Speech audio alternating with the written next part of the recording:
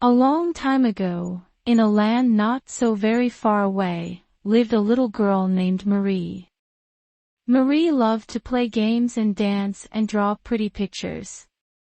But, most all more than anything else, Marie loved Christmas. One year, on Christmas Eve, Marie's father and mother had a party. Everyone in the village was there. There were music and dancing and all sorts of games and magic tricks. A huge tree filled the room and glittered with sparkling lights and tinsel. Beneath the tree, in all shapes and colors, were the presents. When the time came to open them, the children quickly tore away the bright paper.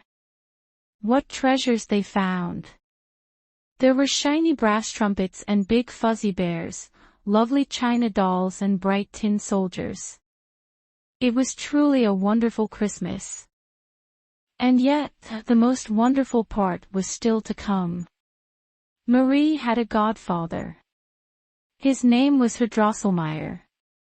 Herr Drosselmeyer was a very unusual man. He wore a black patch over his right eye, and his long white hair stuck out wildly from his head. And Herr Drosselmeyer also had a very special skill. He was an excellent toy maker. This Christmas, Herr Drosselmeyer was bringing a special present just for Marie. All the other gifts had already been opened. The guests were eating cakes and candies. The children were playing with their new toys. When Herr Drosselmeyer suddenly appeared, the children were afraid, all except Marie. Happily, she ran to give him a hug. And then, he presented her with the best present of all. What did you get? The children crowded around as Marie quickly opened the small box. Oh, sighed Marie. What a lovely little man. The little man was a nutcracker. He was dressed as a soldier. His mouth opened and closed. And his teeth were strong enough to crack the hardest of nuts. He looked so real, cried the children. It was true. The nutcracker did look real. And yet, he was only made of wood. Then something awful happened. Fritz, Marie's brother, grabbed the nutcracker and ran off. Marie took off after him. In the excitement, Fritz dropped the little man. Oh, no, cried Marie. He's broken. Sure enough, the little nutcracker's jaw had snapped. Marie was heartbroken. Come now, my child, said Herr Drosselmeyer. He'll be all right. See, I'll just wrap my handkerchief around his head to keep his mouth shut. Don't worry. He'll be as good as new in the morning. With that, the old man scooped up the broken toy. He placed it in a tiny bed just the right size for a nutcracker. Marie sniffled a bit more, but she felt better. Somehow. She knew Herr Drosselmeyer was right. As the hour grew late, the guests said good night. And one by one, they left. Marie went upstairs to bed. So did her parents and her brother Fritz. The house became quite still. But Marie couldn't sleep. Silently, she tiptoed down the stairs to take another peek at her nutcracker. Marie began to feel a bit uneasy. It was dark downstairs, and very quiet and still. The tree looked so big. And the toys looked so real. Just then the clock struck midnight. Quickly, Marie turned around. And there, perched on top of the clock, was an owl. And somehow, the owl looked very much like Herr Drosselmeyer. Marie didn't have much time to wonder about this. All sorts of strange things were happening at once. The Christmas tree grew taller and taller. The room grew larger. And the toys, scattered about the tree, began to move. The soldiers and the dolls and even the Nutcracker were all coming to life. Marie could hardly believe her eyes. But that wasn't all. She heard strange squeaks and creaks and rustling noises. Suddenly, an army of giant gray mice appeared. Now Marie was really frightened. The Nutcracker quickly sprang into action. He grabbed a toy sword and led his army of tin soldiers against the mice. It was a fierce battle. The tin soldiers fought bravely. And so did the mice. Screech!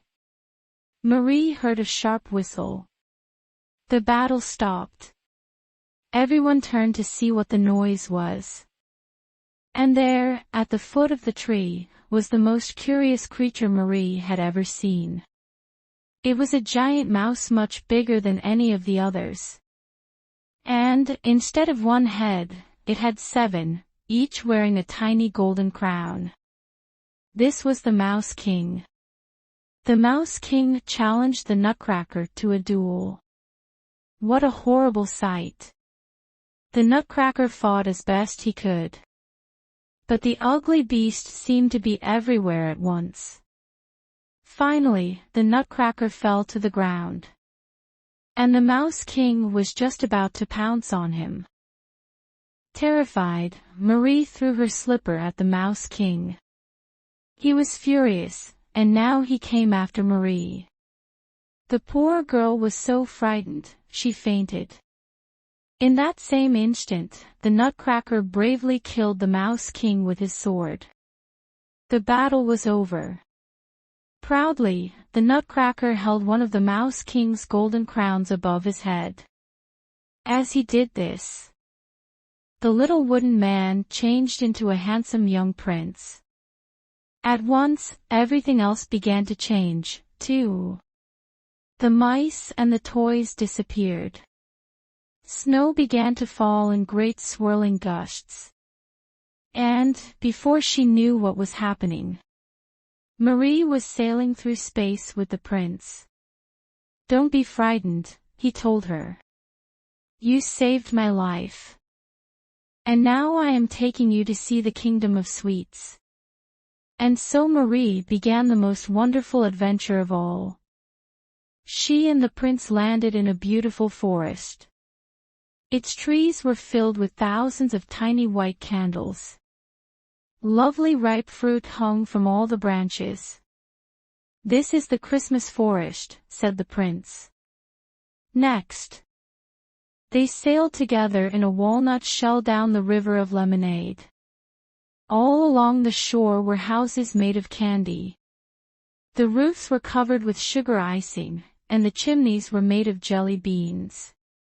"This is all part of the magic land ruled by the Sugar Plum Fairy," explained the prince. As he spoke, they came to a magnificent palace. It was made completely of spun sugar. Just then, the Sugar Plum Fairy appeared. She was delighted to see them. "Come inside," she said. After she had heard the story of their battle with the Mouse King, she said, "We shall celebrate your victory." Inside the palace, tables were filled with every kind of sweet. There were chocolates and nougats and bonbons of all sizes and flavors. And then, the Sugar Plum Fairy danced for them. What a wonderful dance it was! Marie and the prince joined in. And, finally, all the sweets and bonbons got up and danced with them. Marie wished she could stay forever. But soon it was time to leave. A lovely white sleigh appeared. It was pulled by magic reindeer. As Marie and the prince climbed in, the reindeer flew into the sky. Marie waved goodbye to the dancing Kingdom of Sweets. And away she sailed into the snowy night. Marie climbed higher and higher into the sky. The snow grew thicker and thicker. Everything was white, and Marie felt so sleepy. On Christmas morning, Marie awoke. There she was in her very own bed. The Christmas the day she loved more than any other had finally come. Quickly, Marie raced downstairs to see the tree. And there, in his own little bed, lay the Nutcracker. He was just as she had left him, only he hasn't broken anymore.